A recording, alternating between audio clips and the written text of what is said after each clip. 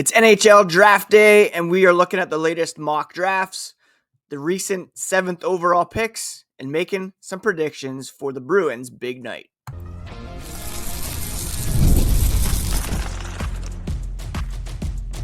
You're Locked On Bruins, your daily podcast on the Boston Bruins, part of the Locked On Podcast Network, your team every day. What is up, Bruins fans, and welcome back to the Locked On Boston Bruins podcast. I'm your host, Ian McLaren, and this is a daily show where we discuss all things Spoked B. Today is Friday, June 27th. Thank you so much for making Locked On Bruins part of your day, free and available on your favorite podcast app, part of the Locked On Podcast Network, your team every day. And today's episode is brought to you by Gametime. Download the Gametime app, create an account, and use code LOCKEDONNHL for $20 off your first purchase. The NHL entry draft goes tonight as of right now, around 10 a.m. on June 27th. The Bruins still holding on to the 7th overall pick. Barring a trade, they will make that selection. And on the podcast today, we are going to look at the very latest mock drafts from some prominent experts who they believe the Bruins may take with that 7th overall pick. We'll look at some recent 7th overall picks and see how well teams have succeeded at that spot, and maybe also make a prediction or two for this weekend heading into free agency, which begins on Tuesday, Canada Day. Before we get into all that, a quick reminder, you can find the podcast on social media at Locked NHL Bruins. That's on X, Blue Sky, Instagram, Threads, even TikTok. And you can find me, my hockey thoughts, and dad jokes at Ian C. McLaren. So I thought I would start today by looking at some mock drafts floating around the internet and assessing who they believe will be available to the Bruins at number 7 and who they may take. Look, apart from Schaefer and Misa at 1-2 going to the Islanders and Sharks respectively, it's a pretty wide open draft, and there could be some surprises in the top 5, which could affect who is available to the Bruins at number 7. Let's start with The Athletic, always reliable with Corey Proman, Scott Wheeler doing their thing over there. Again, Schaefer, Misa, 1-2. They have Anton Frundell going to the Blackhawks at 3. Caleb Denoyer at 4 to the Mammoth. Brady Martin at 5 to the Predators. James Hagens at 6 to the Philadelphia Flyers. And then the Bruins going with Roger McQueen at number 7. Proman writes, if Martone, that would be Porter Martone of the Brampton Battalion, is available at 7, or is it the Steelheads? Brampton Steelheads. They would seriously consider him, and he is on their short list. I do believe, he writes, they would prefer to come out of this center-heavy draft with the center. And they're very high on McQueen. Jake O'Brien, Radi Murtka are other names he's heard most often with Boston. But McQueen has serious upside after still missing this past season, or a large part of it due to injury. And he could be one of the higher upside guys that the Bruins may want to roll the dice on. So Roger McQueen is who The Athletic has going at number 7. Rachel Dory over at ESPN. No surprise, Schaefer, Misa 1-2. At the number 7 spot, she has the Bruins snagging Caleb Denoyer from Moncton of the QMJHL, which would be a huge win for the Bruins. Denoyer is so skilled, but also so proficient and talented in his own zone. And while Dory suggests this pick could be on the move, if the Bruins make the pick, Denoyer would be a perfect fit for the organization. French-Canadian, two-way center with excellent shutdown ability, Who does that remind you of? And a clutch producer and leader in a Bruins uniform should sound pretty familiar to Bruins fans. He's a serial winner, and he plays his best when the games matter the most. He's excellent in tough areas, a deft playmaker, high-end hockey sense. Defensive game is already NHL ready, and if he can improve his speed, the Bruins will have a legitimate offensive threat capable of handling tough matchups in key situations. Getting Denoyer, I've heard he's projected to go higher than 7, but if he's available, that would be a massive win for the Boston Bruins. So far we have McQueen, Denoyer. We're turning now to Sportsnet. Their latest draft has another Denoyer selection here. This was written by, who is it writing here? Jason Bukala over at Sportsnet. And they write, I can't wait to see the war room video of the Bruins staff when they realize Denoyer has fallen into their lap. He's the next coming of Patrice Bergeron for the franchise and a potential future captain. He can be used in all situations, doesn't cut corners, leads by example.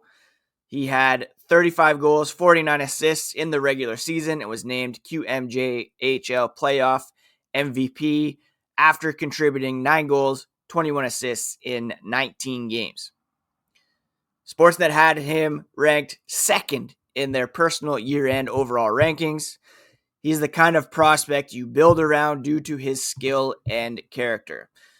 Again, I'd be shocked if Denoyer falls to number 7, but if he does, the Bruins will be laughing. USA Today mock draft has the Bruins going with Jake O'Brien from Brantford Bulldogs of the OHL. Two-way center, smart player, creative playmaker, understands how to play the right way, the kind of player who makes an NHL roster early because of his hockey IQ. That may appeal to the Bruins because they don't necessarily want to wait 2, 3, 4 years for this pick to hit. They would prefer a guy who is more NHL ready. NHL.com, Adam Kimmelman has the Bruins going with O'Brien as well. Again, it's the first pick in the top 10 for the Bruins since 2011 when they took Dougie Hamilton. O'Brien elevated his game during the second half of the season with his poise, vision, playmaking ability, willingness to play hard all 200 feet. That certainly appeals to the Bruins. He can slow the game down in the offensive zone, find scoring opportunities for himself or his teammates, can check other teams' top players, and play in all situations. That just screams Bruins right there. Mike Morreale of NHL.com, though, has the Bruins going with Porter Martone from Brampton. Right-handed power forward, has a proven scoring touch, leading Brampton with 61 assists and 98 points, 29 power play points, which the Bruins desperately need help on. He was the captain of Brampton, and Boston could use a powerful game-breaking forward to add to its prospect group. Martone has been compared to Edmonton Oilers forward Corey Perry. Then finally, we turn to TSN and Craig Button's mock draft, and he has Caleb Denoyer going to the Bruins at number 7. Again, I cannot stress how much that would rule for the Bruins to get Denoyer at number 7. He has Schaefer Misa 1-2, Anton Frondell at 3, Brady Martin jumping up to Utah at 4, James Hagens going to Nashville at 5, Porter Martone, Philly at 6, and then Denoyer falling to the Bruins at 7. That's 3 of 6 mock drafts that we're looking at here that have the Bruins going with Caleb Denoyer at 7. I would be very surprised if he's available, but if he is, that will be a massive win for the Boston Bruins. Caleb Denoyer would be the perfect pick for this team with the 7th overall selection and would really erase the sting of the lack of success this past season and jumping down to the 7th spot in the draft instead of staying up in the top 4.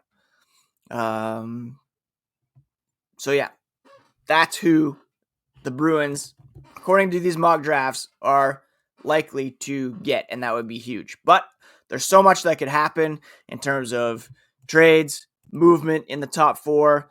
Will the Bruins hold on to the pick? Will they move down? We'll discuss that later on as we make some predictions. But coming up, we're going to look at some recent 7th overall picks and how successful they have been in their early days in the NHL.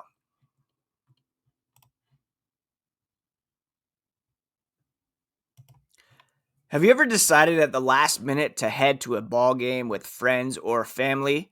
Maybe it's game day and you suddenly realize you want to be in the stands. That's exactly where Gametime comes in. The easiest way to grab last minute tickets without the stress. With the money you save on tickets, you can splurge on food, drinks, merch, or even invite a bigger group to come with you. Gametime makes it all possible. They make buying tickets fast and simple. Prices on the app actually drop the closer you get to first pitch. And they've got incredible last minute deals, clear seat views, and a lowest price guarantee that takes the worry out of buying. I love the seat views right in the app. Before you buy, you know exactly where you'll be and what your vantage point will be once you arrive at the park. Take the guesswork out of buying tickets with Gametime. Download the app, create an account, and use code LOCKEDONNHL for $20 off your first purchase. Terms do apply, but again, create an account, redeem code LOCKEDONNHL for $20 off. Gametime, last minute tickets at the lowest price, guaranteed. Thank you so much again for making Locked On Bruins part of your daily routine. Just as a programming note, tonight there will be a clip posted on the YouTube channel following the first round selection. So you're going to want to subscribe over there, hit that bell so that when that video drops, you are notified with instant reaction from the draft and who the Bruins take at number 7.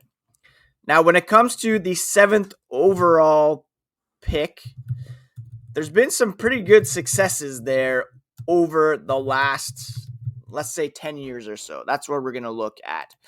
There has been a bona fide NHL superstar taken at that position.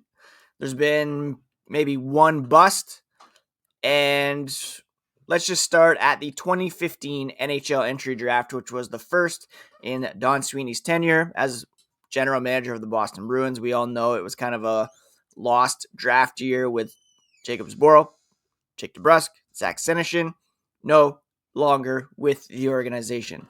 7th overall that year went Ivan Provorov, who's played almost 700 games in the NHL, 282 points, a very effective defenseman now with the Columbus Blue Jackets. In 2016, you had Clayton Keller, who's played 601 games in the Arizona, now Utah organization, 508 points, almost 200 career goals. The Bruins would be very lucky to get a player of Clayton Keller's impact with the 7th overall pick.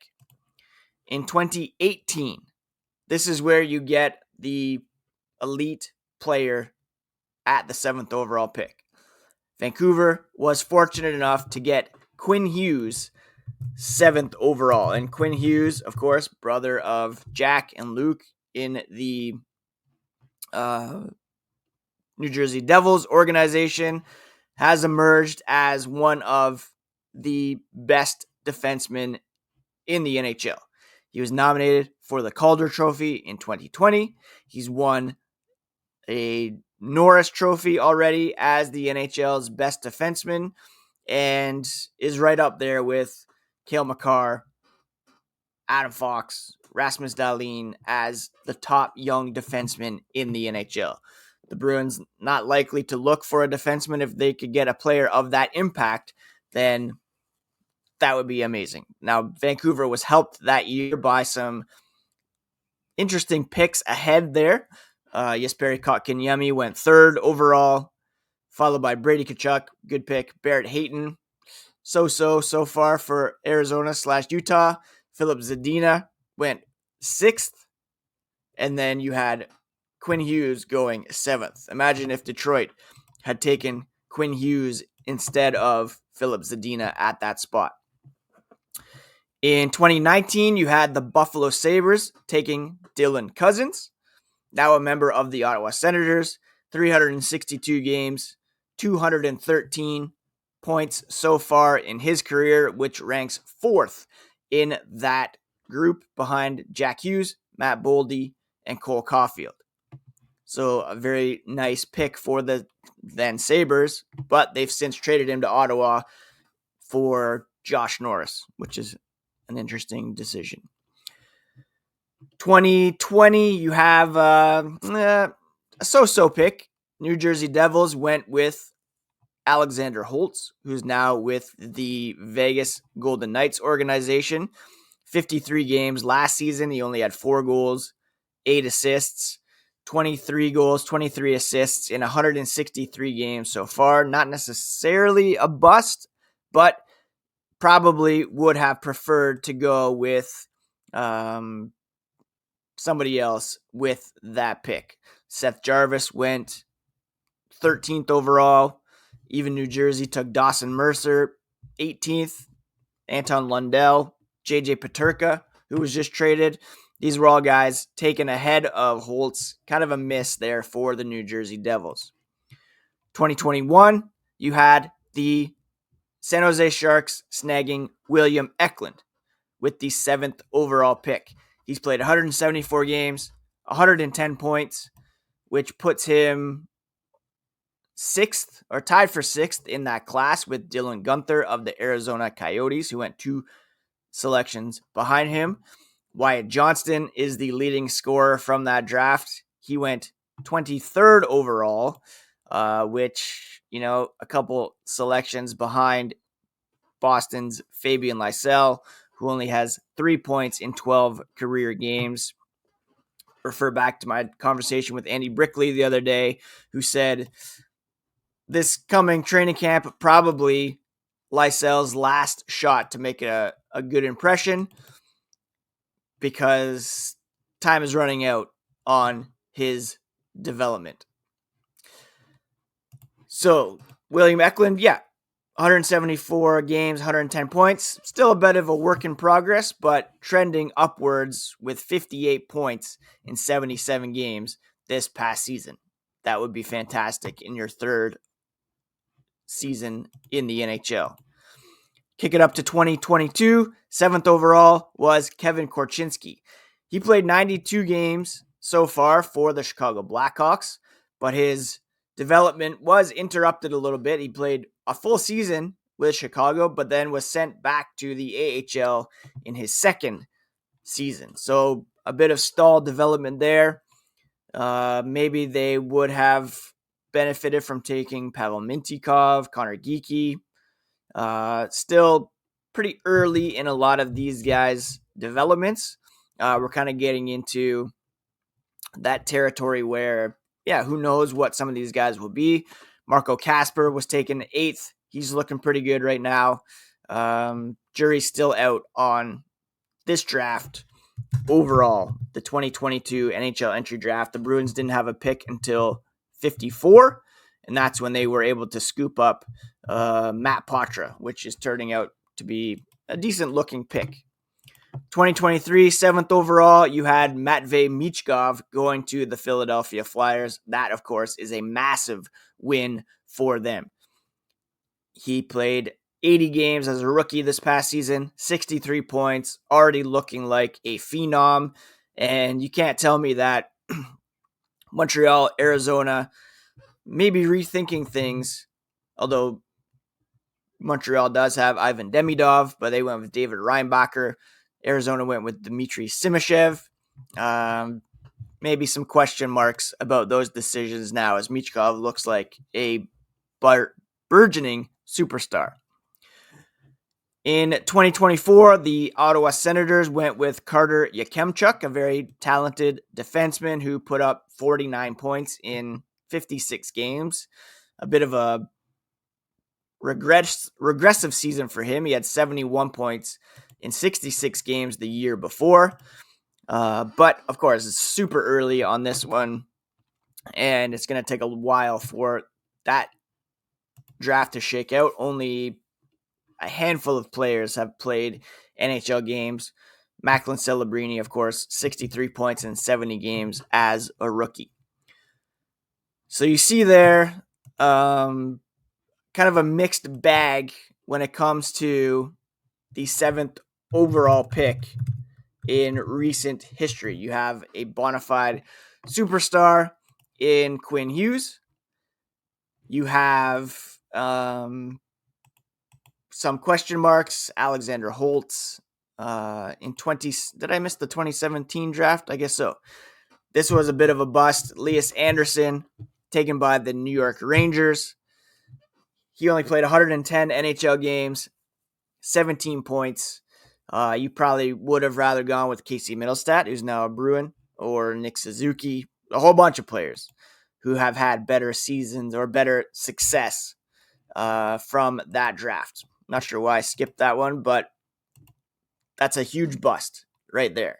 So you have some question marks. Anderson, Holtz, you have some big wins. Quinn Hughes, Clayton Keller, to be sure. William Eklund's looking pretty nice. More often than not, you're going to get NHL level talent at the 7th overall pick. And if the Bruins hold on to that and these mocks come true and they are able to get Caleb Denoyer, that will be a huge win for the Bruins. What might happen tonight? Well, I'm going to offer up a couple of predictions here as the podcast continues.